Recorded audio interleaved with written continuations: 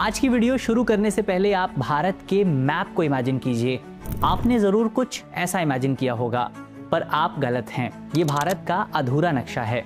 भारत का पूरा नक्शा कुछ इस तरह से दिखाई देता है। जहाँ उत्तर में हिमालय के पहाड़ हैं, तो दक्षिण में पश्चिमी घाट की जैव विविधता, पश्चिम में रेगिस्तान है और पूर्व में खूबसूरत जनजातीय संस्कृति। तो फिर मिसिंग क्या है?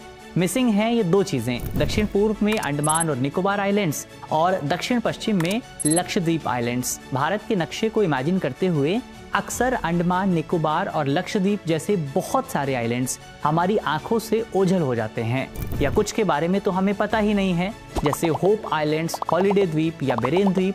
लेकिन आज की इस वीडियो में हम भारत के छोटे बड़े सभी द्वीपों को डिटेल में जानने वाले हैं। तो चलिए अपनी यात्रा की शुरुआत करते हैं नामचा बरवा से, जहां ब्रह्मपुत्र नदी यू टर्न लेते हुए भारत में प्रवेश करती है। और यही नदी जब असम में पहुंचती है तो दुनिया के सबसे बड़े रिवर आइलैंड का निर्माण करती है, जिसका नाम है माजुली आइलैंड। ये द्वीप लगभग 352 वर्ग किलोमीटर क्षेत्र में फैला हुआ है और 2016 में भारत सरकार ने इसे असम का एक जिला घोषित किया था और इसीलिए ये जिला बनने वाला भारत का पहला द्वीप भी है। 16वीं शताब्दी से ही इसे असम की सांस्कृतिक राजधानी भी माना जाता है। यहाँ लगभग 22 असमिया नव वैष्णव मठ मौजूद हैं और हर साल इस द्वीप पर कई सारे त्योहार मनाए जाते हैं। माजुली वनस्पति और जीव जंतुओं के लिए भी एक आकर्षण का केंद्र है और यहाँ पर बहुत सारी दुर्लभ और लुप्त प्राय पक्षियों की प्रजातियां आपको देखने को मिल जाएंगी। चलिए अब यहाँ से बढ़ते हैं आगे और हमारा अगला आइलैंड है बे ऑफ बंगाल में मौजूद गंगा सागर या सागर द्वीप। इस आइलैंड का निर्माण हुगली नदी के सेडिमेंट से हुआ है, जो कि गंगा की एक डिस्ट्रीब्यूटरी है और इसीलिए इस द्वीप का धार्मिक महत्व काफी ज्यादा है। इसकी इंपॉर्टेंस को इस बात से भी समझा जा सकता है कि ये आइलैंड सुंदरबन डेल्टा का भी हिस्सा है। इसे भारत के सबसे पवित्र स्थानों में से एक माना जाता है, जहाँ कपिल मुनि मंदिर भी मौजूद है, जो सांख्य दर्शन के संस्थापक माने जाते हैं। इसके अलावा हर वर्ष यहाँ पर मकर संक्रांति के मौके पर गंगा सागर मेले का भी आयोजन होता है, जो कि कुंभ के बाद दूसरा सबसे बड़ा हिंदू मेला माना जाता है, जहाँ हर साल लगभग 30 लाख लोग एकत्र होते हैं। हमारा अगला आइलैंड है अब्दुल कलाम आइलैंड या फिर व्हीलर आइलैंड। ये आइलैंड बंगाल की खाड़ी में ओडिशा के तट से पूर्व में लगभग 10 किलोमीटर की दूरी पर मौजूद है। मूल रूप से इसका नाम व्हीलर द्वीप था, जो कि ब्रिटिश इंजीनियर लेफ्टिनेंट व्हीलर के नाम पर रखा गया था। लेकिन 2015 में पूर्व राष्ट्रपति और भारत के missile man doctor APJ Abdul Kalam के सम्मान में द्वीप का नाम बदल दिया गया था। ये द्वीप एकीकृत परीक्षण रेंज यानी इंटीग्रेटेड टेस्टिंग रेंज का भी हिस्सा है और इसीलिए इसका संचालन DRDO द्वारा किया जाता है। यहाँ से भारत की बहुत सारी इंपॉर्टेंट मिसाइल्स का टेस्ट हुआ है, जैसे अग्नि मिसाइल, पृथ्वी मिसाइल या अस्त्र मिसाइल। इसके साथ इस आइलैंड में आपको कोई परमानेंट बस्ती देखने को नहीं मिलेगी, क्योंकि ये काफी सिक्योर्ड जोन है। चलिए अब अब्दुल कलाम आइलैंड से बढ़ते हैं आगे और चलते हैं बे ऑफ बंगाल में अंडमान निकोबार आइलैंड्स की तरफ। आपने इनका नाम जरूर सुना होगा। ये भारत की सबसे बड़ी द्वीप श्रृंखला है। ये श्रृंखला लगभग 8,249 वर्ग किलोमीटर में फैली हुई है और इसमें लगभग 572 आइलैंड्स मौजूद हैं, जिसमें से केवल 32 आइलैंड्स पर आपको लोग रहते हुए मिलेंगे और शेष आइलैंड पूरी तरीके से खाली हैं। ये भारत के मेनलैंड से लगभग 1200 किलोमीटर दूर दक्षिण पूर्व में मौजूद है और स्ट्रैटेजिक लिहाज से भी काफी इंपॉर्टेंट है, क्योंकि ये मलक्का स्ट्रेट के भी काफी करीब पड़ता है, जहां से चीन का लगभग 2/3 व्यापार गुजरता है। अंडमान निकोबार के सभी आइलैंड्स को समझने के लिए इनको कई समूहों में डिवाइड किया गया है। जैसे सबसे साउथ में है ग्रेटर निकोबार और यहीं भारत का सबसे दक्षिणी बिंदु यानी कि इंदिरा पॉइंट भी मौजूद है। इसके बाद लिटिल निकोबार, फिर कार निकोबार, फिर नैनकॉरी ग्रुप, फिर लिटिल अंडमान, फिर साउथ अंडमान, मिडिल अंडमान और नॉर्थ अंडमान, फिर लैंडफॉल द्वीप और अंत में आपको मिलेगा नारकोंडम द्वीप। यहाँ के कुछ इंपॉर्टेंट आइलैंड्स की बात करें तो सबसे पहले आता है बेरेन द्वीप, जो कि मिडिल अंडमान के पूर्व में स्थित है और इसकी खास बात यह है कि ये भारत का एकमात्र सक्रिय ज्वालामुखी है। इसी के उत्तर में आपको मिलेगा नारकोंडम द्वीप। ये भी एक ज्वालामुखी है मगर डॉर्मेंट है, यानी इसमें अभी तक विस्फोट नहीं हुआ है, पर भविष्य में विस्फोट हो सकता है। इसी से थोड़ा दूर आपको मिलेगा नॉर्थ सेंटिनल द्वीप, जो कि सेंटिनली जनजाति का घर है और सरकार के नियमों के मुताबिक कोई भी बाहरी व्यक्ति यहाँ पर प्रवेश नहीं कर सकता, क्योंकि सेंटिनली जनजाति दुनिया के कुछ चुनिंदा संपर्क रहित लोगों में से एक है, यानी अभी तक इनका परिचय आधुनिक सभ्यता से नहीं हुआ है और इसीलिए सरकार चाहती है कि सेंटिनली जनजाति की संस्कृति में कोई भी हस्तक्षेप न किया जाए। हमारा अगला द्वीप है श्रीहरिकोटा। आंध्र प्रदेश के तट से तकरीबन 16 किलोमीटर दूर मौजूद ये द्वीप अक्सर खबरों में बना रहता है, क्योंकि यहाँ मौजूद है सतीश धवन अंतरिक्ष केंद्र, जिसे इसरो द्वारा भारत में रॉकेट लॉन्च करने के लिए इस्तेमाल किया जाता है।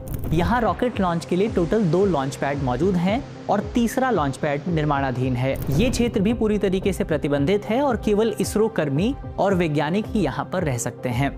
हमारा अगला द्वीप है पंबन द्वीप, जो कि मेनलैंड इंडिया और श्रीलंका के बीच में स्थित है और पाक खाड़ी तथा मन्नार की खाड़ी से घिरा हुआ है।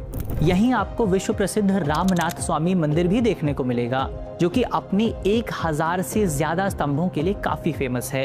ये द्वीप हाल ही में चर्चा में रहा था, क्योंकि हमारे प्रधानमंत्री ने पंबन ब्रिज का उद्घाटन किया था, जो कि भारत का पहला वर्टिकल लिफ्ट सी ब्रिज भी है। अब हम आगे बढ़ते हैं और भारत के पश्चिमी तट पर पहुंचते हैं, जहां आपको सबसे पहले मिलेगा केरल का वेलिंगटन द्वीप, जिसे केरल में व्यापार का गेटवे भी कहा जाता है।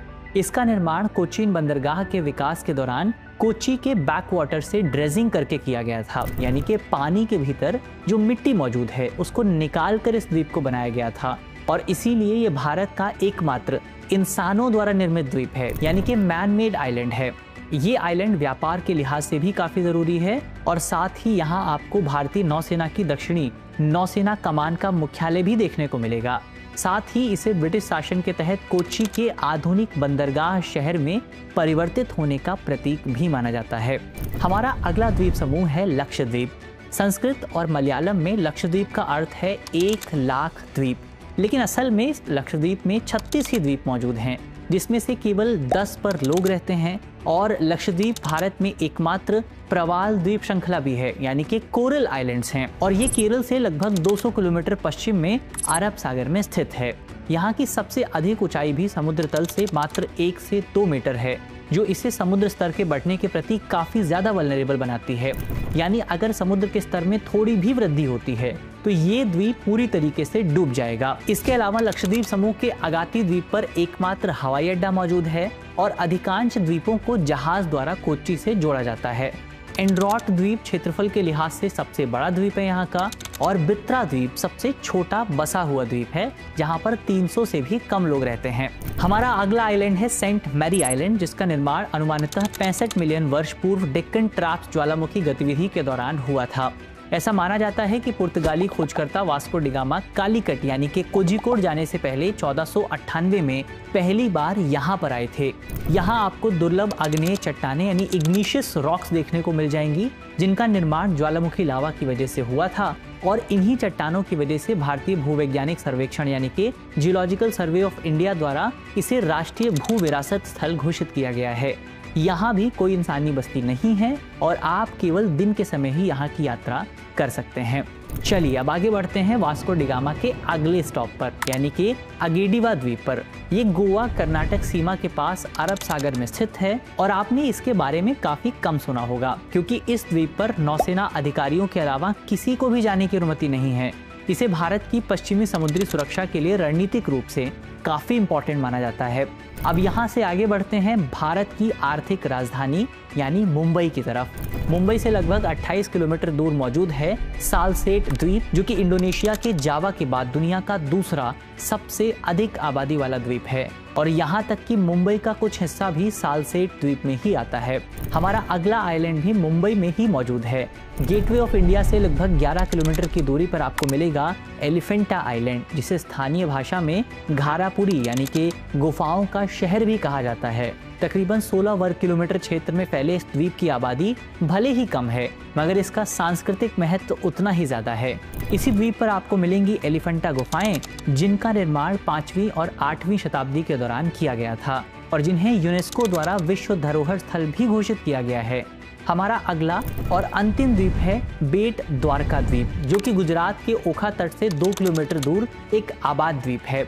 ऐसी मान्यता है कि मथुरा छोड़ने के बाद यही भगवान कृष्ण का मूल निवास था। इसे प्राचीन जलमग्न शहर द्वारका का हिस्सा भी माना जाता है।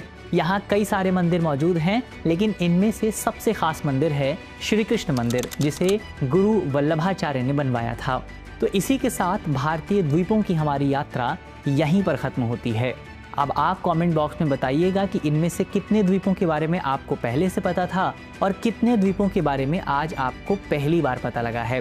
तो मिलते हैं आपसे अगली वीडियो में, और हाँ, चैनल को सब्सक्राइब कर लीजिएगा ताकि इसी तरीके की इंटरेस्टिंग वीडियोस आप तक पहुंच सकें। धन्यवाद।